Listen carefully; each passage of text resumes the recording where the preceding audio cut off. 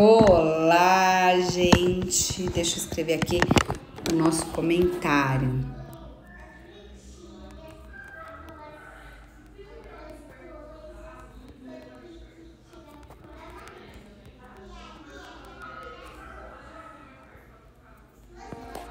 Muito bom. Hoje eu convido todos vocês, a gente vai falar sobre as perguntas essenciais durante a anamnese. Eu gosto de falar as perguntas que não podem faltar durante a anamnese. Por que as perguntas que não podem faltar? Então, no método dentista de criança, que é um método que eu desenvolvi e que eu pratico e aplico há muitos anos, e a gente tem cada vez mais profissionais utilizando desses métodos e tendo sucesso na sua jornada. Dentre esses métodos, uma das partes desse método que a gente ensina bem é entender que nós da odontopediatria, a gente trabalha, é uma missão, né? Se a gente parar um pouquinho para imaginar, para ter isso como realidade, a odontopediatria, a gente precisa ter dom, a gente precisa gostar, a gente precisa ter habilidades, a gente precisa ter ciência, mas tudo isso tem que estar englobado numa profissão.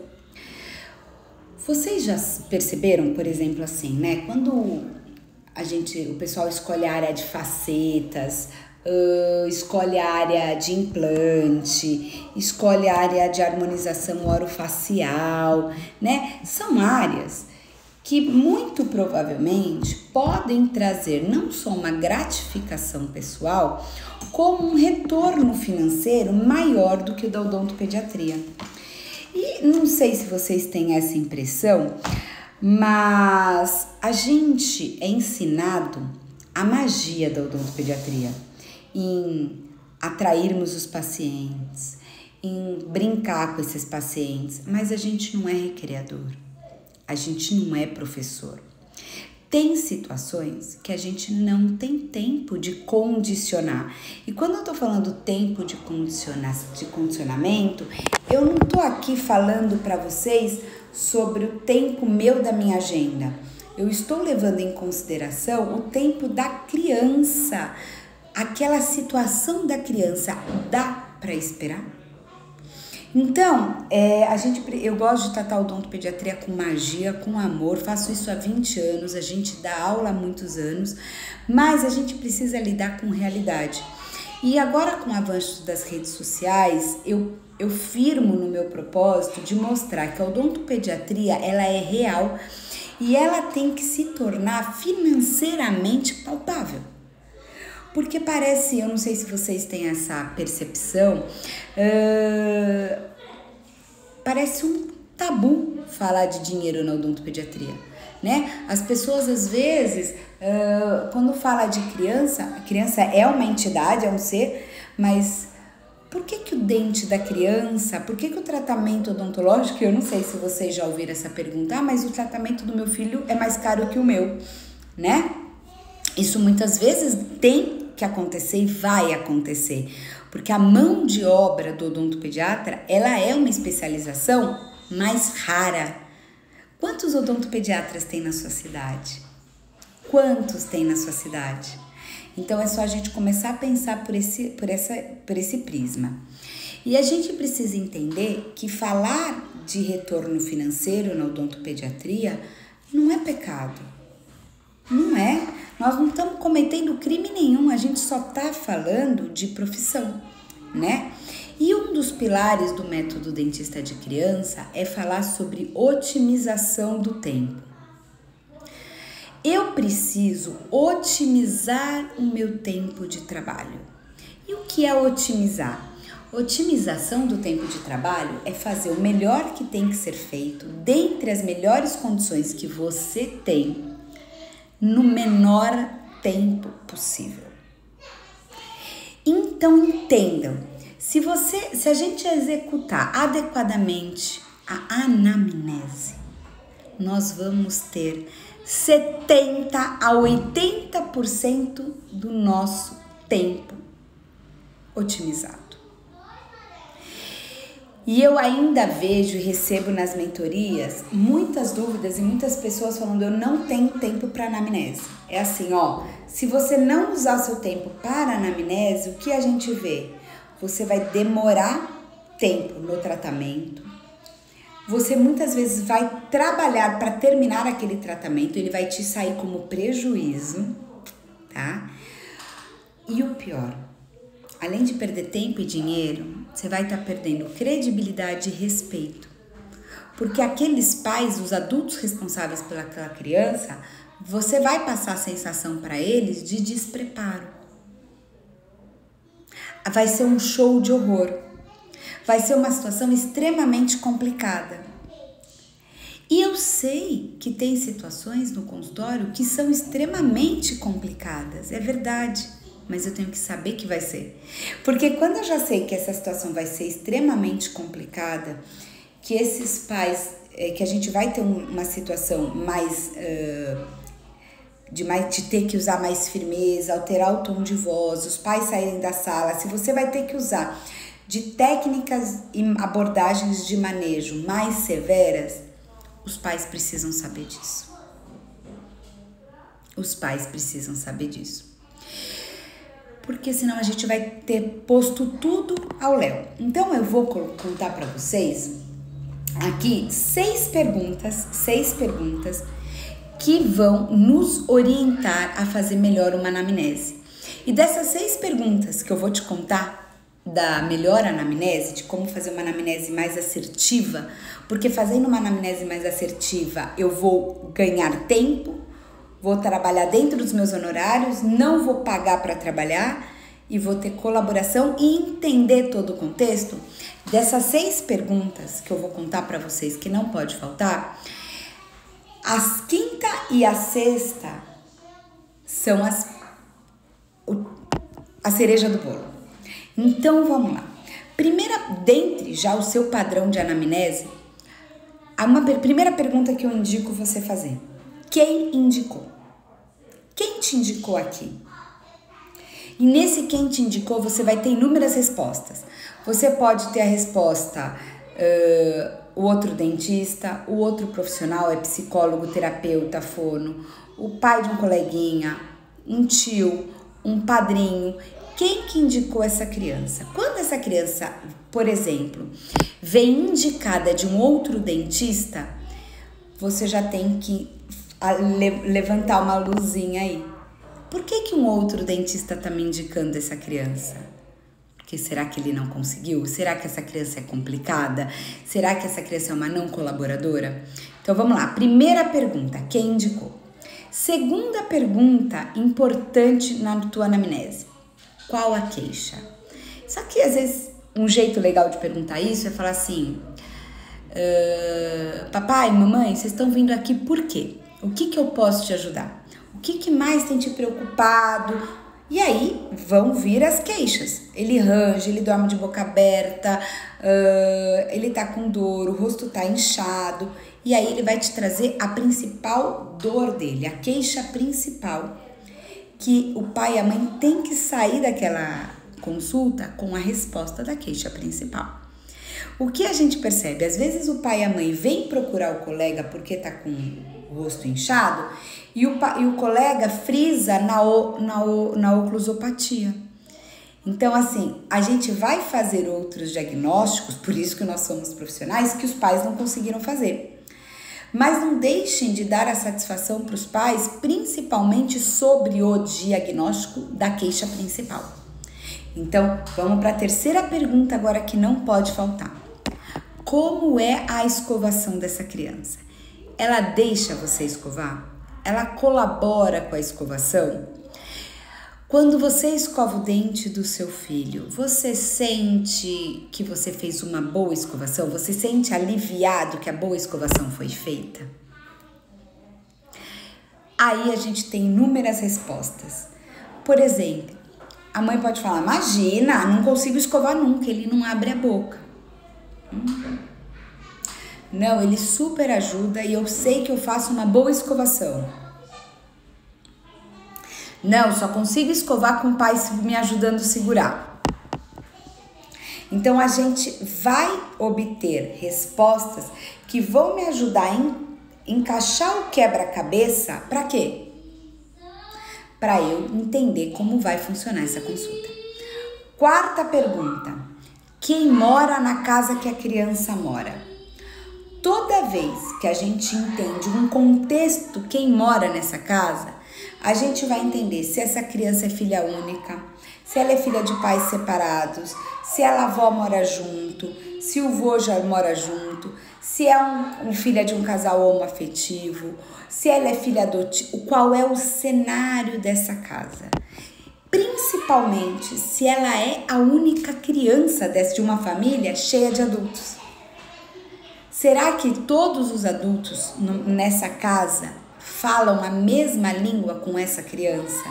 Será que quando essa criança está com a mãe, ocorre uma escovação? E será que essa mesma higienização quando está com o pai acontece?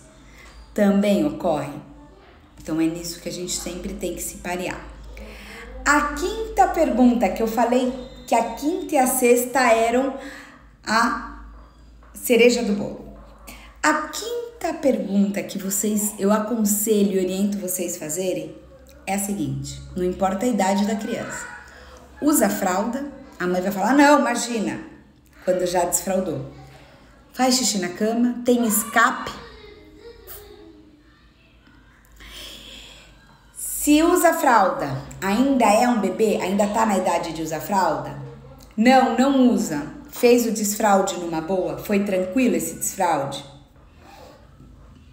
Tem enurese. A criança que tem enurese, ou seja, faz xixi na cama ou tá demorando para desfraldar porque não consegue controlar o xixi, muito provavelmente tem uma questão de dificuldade respiratória associada.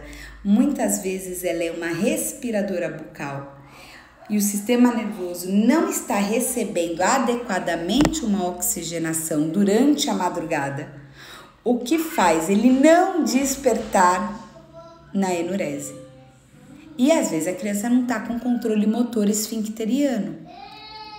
Então tudo isso vão nos ajudar a entender aquele quadro. Por exemplo, não, meu filho tá na fralda ainda, mas olha, é por preguiça minha, porque eu não quero acordar de madrugada. Você vai entender o perfil desses pais, o dia a dia desses pais, o cansaço que esses pais estão, tá? Então não deixem de perguntar se usa fralda e se falar que não esqueçam de perguntar se faz xixi na cama. Essas perguntas vão nos ajudar. A última pergunta que eu faço essa live pedindo para vocês acrescentarem aí. A cama é compartilhada? O que é cama compartilhada? Com quem que essa criança dorme? É uma criança com independência? Já vai para a cama sozinha, dorme sozinha e fica lá a madrugada inteira? Não. É uma criança que tem que pôr para dormir, mas depois ela fica na cama dela? Ou, qual é a outra situação? É uma criança que dorme na cama dos pais a noite inteira, no meio dos pais? É uma criança que tem a cama dela no quarto dos pais? Então, uma das possibilidades de resposta, que são inúmeras, e a gente, nos nossos cursos, a gente detalha todas essas possibilidades de respostas. Uma das possibilidades de respostas é quando o pai responde assim: sim, ela dorme com a gente. Você não vai julgar, não cabe a gente fazer juízo de valor. Mas uma criança que dorme na cama dos pais, os pais têm um tipo de criação que você só precisa entender para entender como vai ser aqui. Porque geralmente esses pais que a cama é compartilhada, o que acontece? São pais que permitem essa cama ser compartilhada. E são pais que muitas vezes tratam essa criança com limites mais flexíveis. Do tipo, se ele chorar, eu deixo ir na minha cama. Se ele chorar, eu vou deixar sem escovar. Mas se ele chorar, eu vou dar o que ele quer. E você deve me perguntar, então, por que eu não pergunto direto para o pai se ele cede? Porque quando a gente pergunta para os pais assim, você faz tudo o que seu filho quer? Ele vai falar não. Então, essas outras perguntas a gente acaba colocando, trazendo a eles situações do dia a dia em que eles vão nos dar um feedback, uma resposta fidedigna, e eu vou fazer o que com essas respostas? Esse é o mais importante. Eu vou conseguir fechar o quebra-cabeça e pensar, elaborar se esse paciente vai se enquadrar num perfil colaborador ou num perfil não colaborador. E os pais desse paciente vão se enquadrar num perfil colaborador ou num perfil não colaborador. Porque no método dentista de criança, a gente divide em dois grandes grupos, colaborador e não colaborador, pais e criança. Então, eu posso ter criança colaboradora e pais colaboradores, que é o meu melhor cenário. Como eu posso ter criança colaboradora e pais não colaboradores, que são crianças que ajudam, mas os pais estão em pânico. Eu posso ter crianças não colaboradoras e os pais colaboradores, que são crianças que fazem o maior show, mas os pais são firmes. E eu tenho o pior cenário, que é criança não colaboradora com pais não colaboradores. Criança não colaboradora com pais não colaboradores, geralmente é o maior trabalho que a gente vai ter. E aí é onde eu te pergunto, se você souber isso na anamnese, meio caminho andado, meio não, 80% do seu caminho andado já está feito. Por quê? Porque você já vai ter economizado tempo, dinheiro, respeito, credibilidade e você vai ter conseguido planejar o seu atendimento. Então, quando você detectou nas 6 perguntas que eu te orientei a fazer agora, quando você traçou que essa criança é uma criança que vem de um cenário muito permissivo, a mãe te disse que quem indicou foi um outro dentista e que ela tá com uma bolinha, no caso uma fístula, você já vai elaborar na tua cabeça que provavelmente você tá diante de uma criança não colaboradora com pais não colaboradores. Quando a gente está diante de crianças não colaboradoras e pais não colaboradores, eu tenho que ter um outro manejo, uma outra abordagem, porque eu preciso tratar daquela criança, já veio de um dentista, então eu preciso terminar aquele tratamento.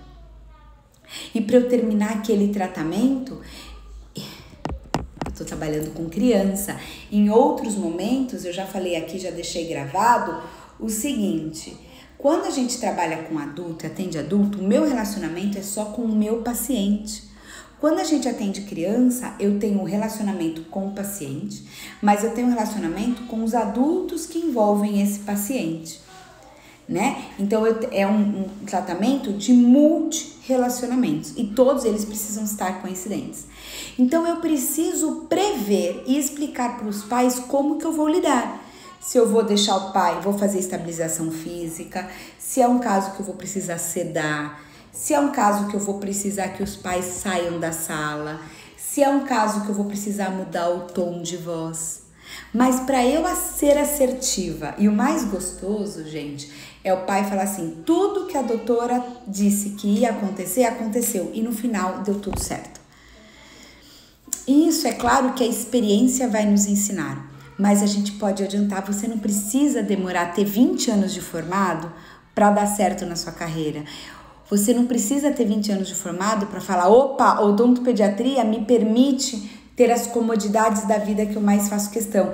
Ah, para mim é importante um carro com teto solar, ou para mim é importante pagar um bom convênio, ou para mim é importante almoçar todo dia num restaurante, ou para mim é importante poder me desligar e ficar numa pousada na praia sem me preocupar com combustível, com pedágio, com nada. Isso tudo a gente precisa. Então, vamos repetir as seis perguntas que eu sugiro que não faltem na sua anamnese. A quinta e a sexta Acredito que vocês não façam, mas se você não faz, coloca aí. E se esse vídeo for importante para você, já salva, compartilha, curte, deixa seus comentários. Vamos lá, ó. As 6 perguntas. Primeira pergunta. Quem indicou? O paciente vai chegar, você vai perguntar para a mãe. Primeira pergunta. Quem indicou você aqui? Segunda pergunta. Qual a sua principal queixa? Você está trazendo o seu filhinho aqui por quê? O que eu posso te ajudar? O que está te deixando sem dormir? Terceira pergunta. Como é a escovação? Ele escova sozinho? Ele deixa vocês escovarem? Ele abre a boca? Ele colabora? Você tem a sensação que fez uma boa escovação? Quarta pergunta. Quem mora na casa da criança? Quem mora com vocês em casa? Mora a Sofia e quem mais? Quinta pergunta. Olha essa. Quero saber se você faz. Usa a fralda? Faz xixi na cama? E a sexta pergunta. Dorme em cama compartilhada? Ou dorme sozinho no quarto? Essas 6 perguntas vão te nortear para saber se o perfil desse paciente é um perfil colaborador ou um perfil não colaborador. E o perfil desses pais, se são pais mais que vamos poder contar com eles ou pais que a gente não vai poder contar com a colaboração. São pais mais permissivos, são pais que têm muita culpa. Essas perguntas devem ser acrescentadas na sua anamnese, no seu dia a dia, tá? Por quê? Você vai ver o quanto você vai otimizar o seu tempo. Se a criança não for colaboradora, você já vai saber que ela não vai ser colaboradora.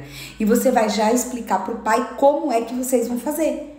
Tudo isso você ganhou respeito, credibilidade, trabalhou no menor tempo, fez o melhor que podia ter sido feito e ainda não vai sair com aquela sensação de que fez uma missão e aquilo financeiramente não teve retorno no seu bolso. Porque uma coisa é você cobrar 3 mil reais numa restauração numa pessoa que fica quietinha. Uma coisa é 3 mil reais numa restauração em que mexe língua, vomita, não para de se mexer, que não tem idade para colaboração. Quando a gente executa adequadamente a anamnese com essas principais perguntas que eu passei para vocês, a gente acaba tendo uma coisa muito importante que chama otimização de tempo.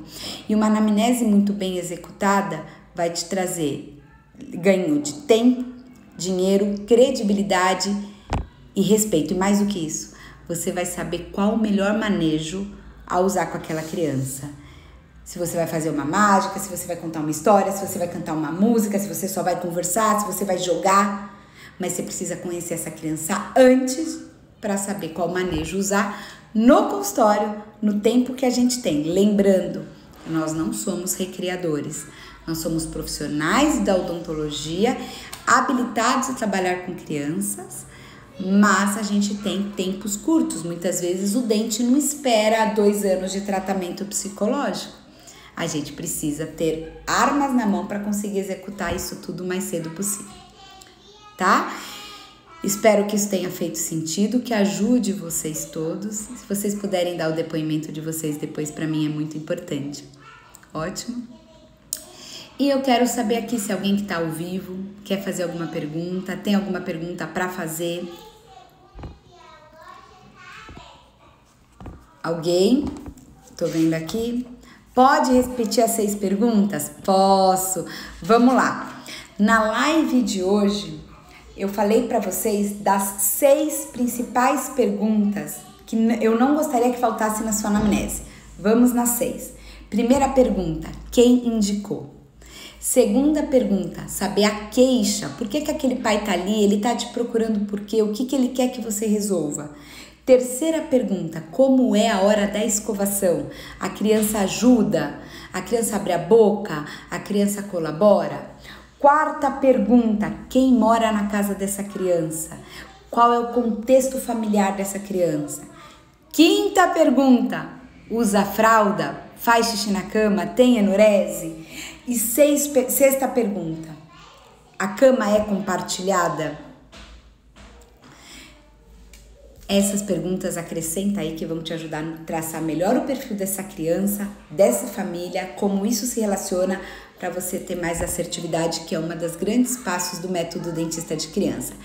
Quinta-feira, se você não se inscreveu, se inscreva, porque à noite nós vamos ter uma aula, uma masterclass, não é via Instagram, vocês vão receber o link antes, sobre como tornar a odontopediatria lucrativa. Já coloca na agenda, já salva aí e já se inscreva, porque vai ser uma aula que só quem tiver com o link vai poder participar. Tá bom? Um beijo. Tchau. A live vai ficar salva sim. Tchau.